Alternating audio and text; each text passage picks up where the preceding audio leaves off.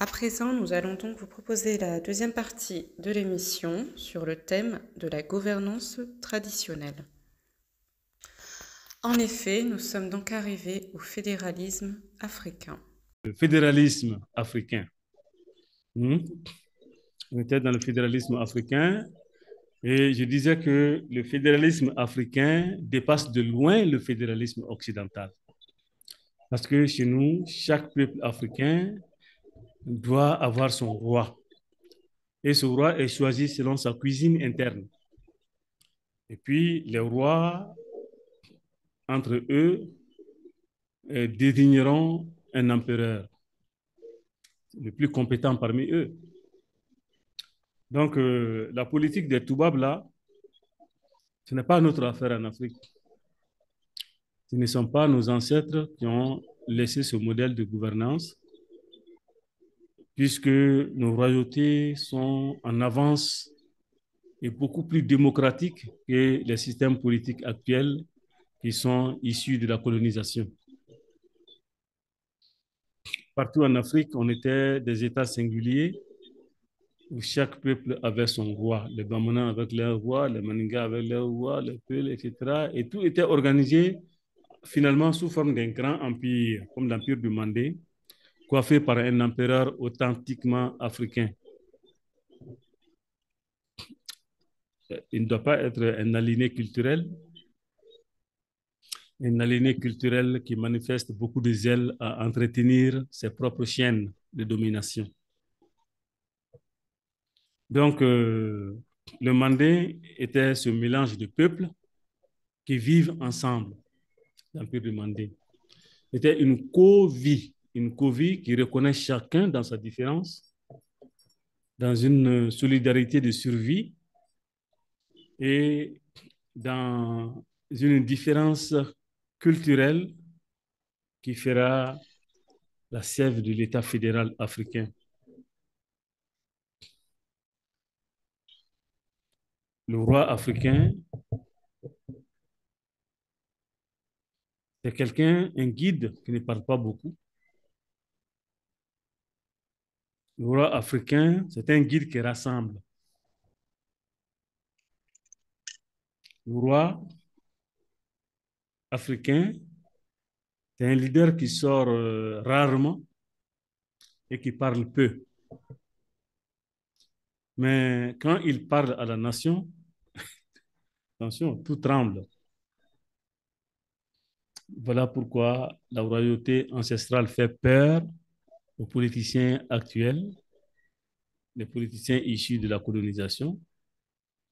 Voilà pourquoi ils essaient d'étouffer, de combattre et même d'éliminer en douce les pouvoirs natifs africains.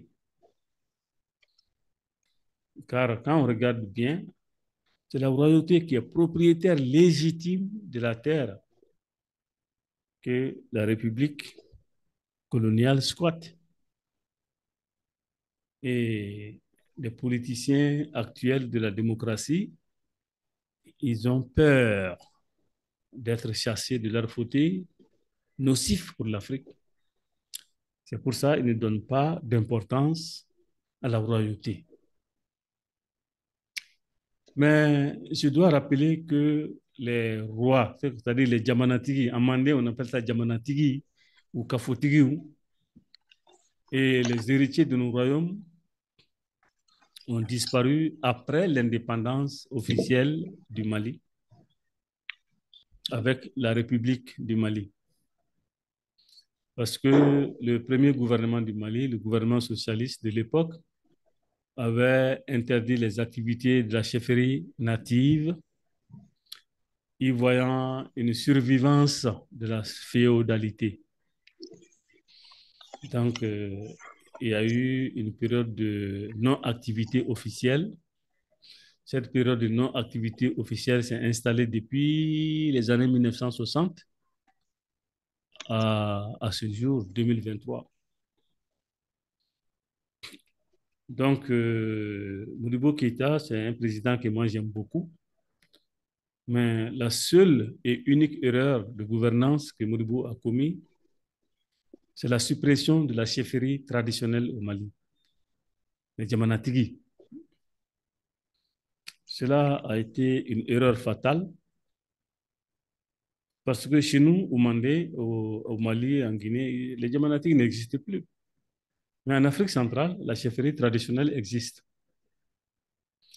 Les Yamanatigi, c'est un mot qui ne vient pas de notre langue parce que ça vient de l'arabe un peu. On aurait dû appeler Kafotigi.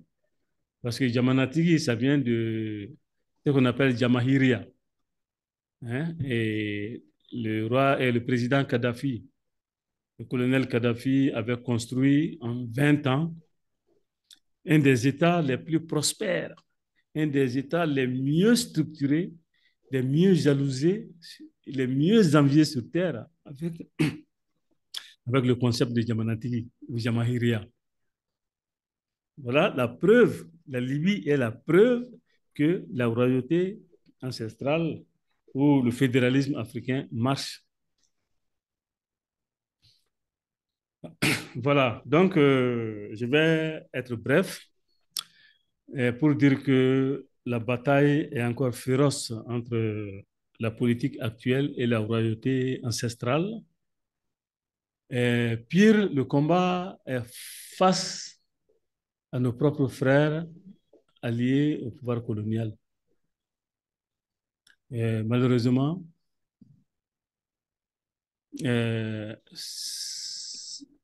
quels frères ont le pouvoir maintenant?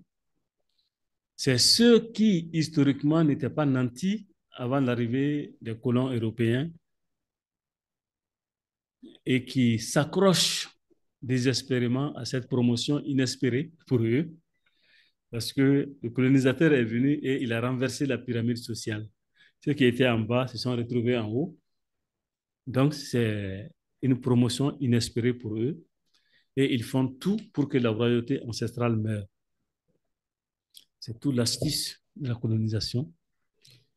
Ils ont renversé les empires et les royaumes et la noblesse a été humiliée et reléguée au bas de l'échelle, tandis que les moins nobles,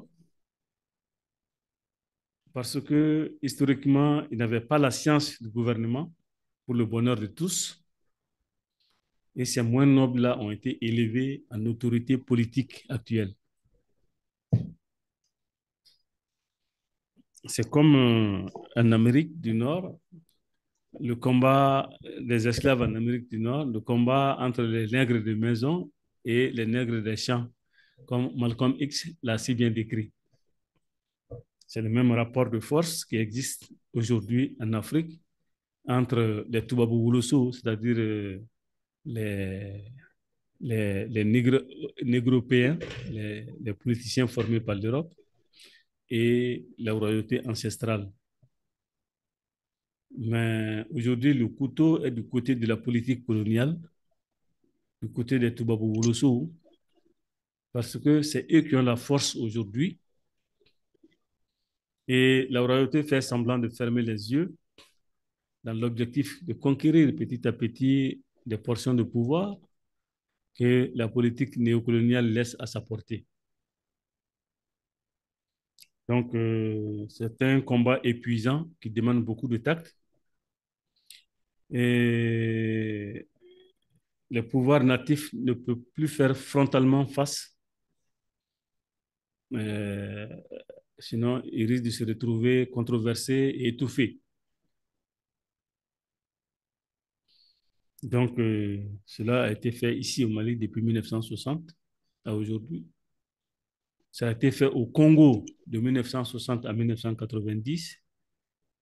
Et heureusement, au Congo, en 1991, lors de la conférence nationale souveraine au Congo, les différents héritiers, les dignitaires et détenteurs de la tradition royale se sont battus pour la réhabilitation officielle de la royauté ancestrale au Congo.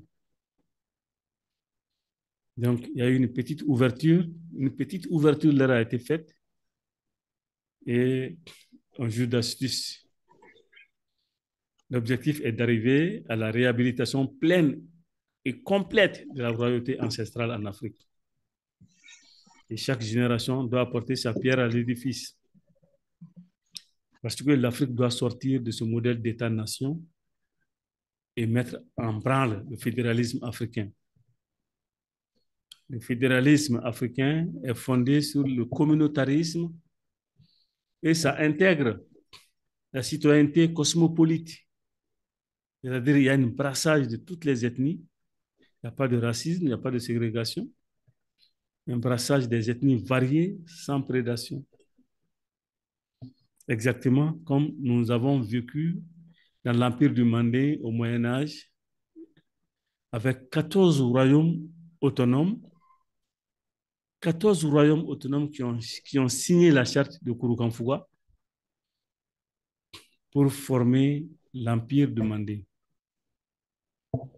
Voilà la seule issue crédible pour les Africains d'aujourd'hui. Ensuite, quand on aura fait ce fédéralisme africain, le droit traditionnel coutumier doit être officiellement reconnu par l'État. Le droit traditionnel coutumier. Et l'étape suivante, c'est d'ouvrir des écoles traditionnelles pour la transmission de nos valeurs de civilisation.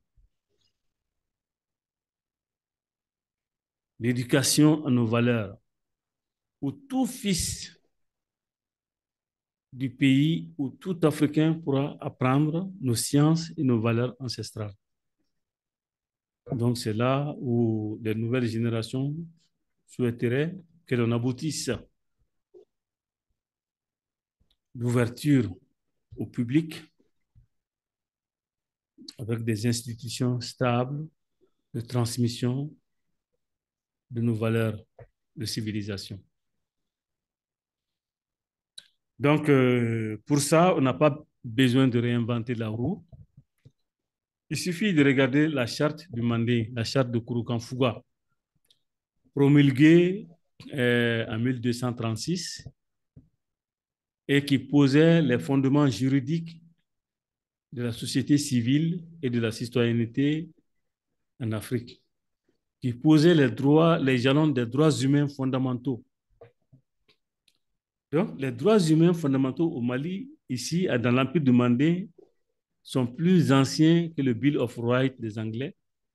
C'est plus ancien que les Lumières françaises.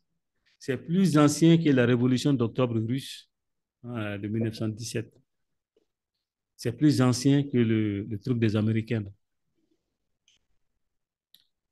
La Convention mandingue des droits humains, qu'on appelle la Charte de Kouroukanfouga, a élaboré les droits humains fondamentaux, c'est-à-dire les droits à la vie, le droit à la liberté de religion, le droit à la liberté d'expression, le droit à la liberté d'association, le droit au travail, le droit à l'éducation, le droit à la représentation, le droit à la santé et à la sécurité de tous, le droit à l'honneur et à la considération, parce que le respect du plus humble des habitants des empires africains constituait un principe intangible. Oui. Et les droits judiciaires, oui, il y avait des garanties judiciaires assurées au peuple. La charte de Kouroukanfouga assurait le droit à la propriété. Donc, les biens meubles pouvaient faire l'objet d'appropriation. Et cette appropriation n'était guère exclusive quant aux biens immeubles. Les biens immeubles étaient du domaine de la collectivité. Voilà. Donc, la charte de Kouroukanfouga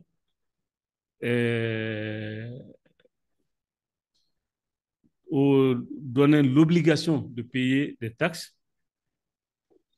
Bon, mais c'était essentiellement des taxes en nature ou en temps de travail.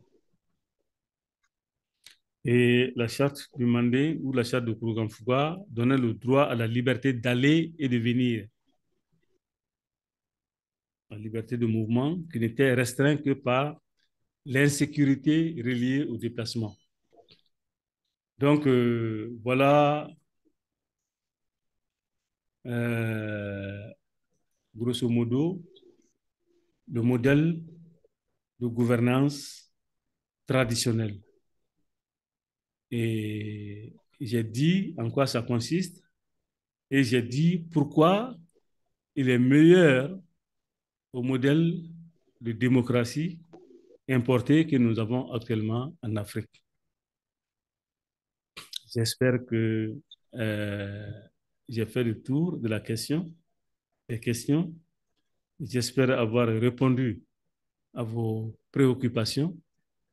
Mais si vous avez des questions particulières, vous pouvez les poser. Sinon, Merci. voilà. Merci bien. C'était très bien, très précis, très complet. Vous avez répondu vraiment à l'ensemble du thème, à l'ensemble voilà, des interrogations et de la thématique. Donc, nous vous remercions beaucoup. Et bien sûr, on aura, je pense, encore beaucoup d'autres questions à vous poser sur ces mêmes, voilà, c'est la thématique de l'Africain D'accord. et donc bien sûr de notre traditionnalisme africain. Merci. Très bien. Je pense que, oui, je pense que vraiment sur le thème, on a vraiment évoqué tous les sujets. Voilà, s'il y a d'autres sujets, on peut organiser d'autres émissions. Et pour aujourd'hui, je pense qu'on a fait le tour. On a fait le tour de la question. C'était un plaisir pour moi d'échanger avec vous et de savoir que la jeunesse africaine s'intéresse à nos valeurs traditionnelles. Parce qu'aujourd'hui, nous sommes dans une Afrique où les vieux n'écoutent plus, où les gens de ma génération écoutent peu, mais les jeunes, je leur rends hommage ici parce que je vois que la jeunesse est de plus en plus déterminée à retrouver son honneur et sa dignité. Cette jeunesse qui est déterminée à retrouver son africanité doit être guidée, doit être orientée vers les, doit être éduquée aux valeurs africaines. Donc, pour moi, c'est un honneur, un privilège de pouvoir donner à cette jeunesse ce que je sais de la tradition africaine, que ce soit du domaine de la gouvernance, que ce soit du domaine de l'histoire, que ce soit du domaine spirituel. Je suis à votre disposition. Alors, je vous laisse pour aujourd'hui, espérant pouvoir échanger avec vous à d'autres occasions. Et c'était un grand plaisir. Merci. Au revoir. À la prochaine.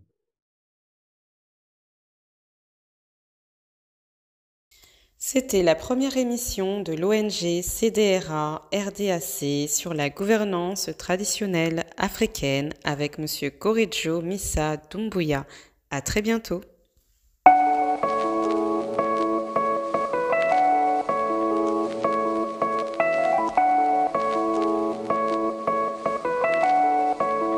One, two, three.